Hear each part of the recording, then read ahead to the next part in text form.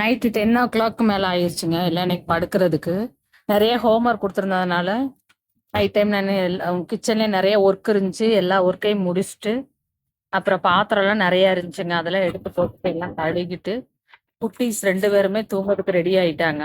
இனி அவங்கள தூங்க வச்சுட்டு தான் கிச்சன்ல வந்து எல்லாமே இத கழுகணும். நைட்டே பாத்திரம்லாம் சிங்க்ல எல்லாமே கிளீன் பண்ணி வச்சுட்டு தான் படுப்பேன். அப்பதான் காலையில மைண்ட் ஃப்ரீயா இருக்கும். நம்மளால ஒர்க் பண்ண முடியும். லைட் எல்லாம் போட்டுவிட்டு எல்லாம் 10:30 ஆயிட்டு எல்லாம் ஹோம்வொர்க் எல்லாம் எழுதிட்டு ரொம்ப டயர்டா உட்காந்துட்டு இருக்கிறாங்க. இங்க நல்ல வெயிலுங்க. நைட் கிளைமேட் பாருங்க உங்களுக்கு எப்படி இருக்குன்னு.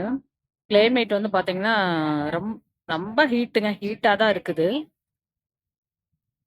2 பேருமே தூங்கணும். டிவி எல்லாமே ஆஃப் பண்ணா போய் படுக்க மாட்டாங்க. டிவி ஆஃப் பண்ணிட்டு என்னைய அவங்க 2 பேரும் தூங்க வச்சுட்டு என்னைய அவங்க அப்பா வர்றதுக்கு லேட் ஆகும். 2 பேரும் தூங்குறதுக்கு ரெடி ஆயிட்டாங்க. குட்டீஸ் 2 பேரும். பாப்பா வந்து இந்த ரூம்ல இல்ல. இந்த ரூம்ல இருக்காளான்னு பார்த்தேன். சரி இனி அந்த ரூம்ல போய் பார்த்தா, பாப்பா பாத்ரூம் போயிட்டான்னு நெனைக்கிறேன். பையன் வந்து படுத்துட்டாங்க. நாங்க கீழ தான் படுப்பேன் பாய் போட்டு. ஸோ ஏசி ஆன் பண்ணி விட்டோம்னா, 2 பேருமே தூங்கிக்குவாங்க. ஃபேன் என்னதான் ஃபேன் இருந்தாலும் ஏசி போட்டா கொஞ்சம் நல்லா இருக்கும். இந்த அடிக்கிற வெயிலுக்கு ஃபேன் மட்டும் போட்டு தூங்க முடியாது.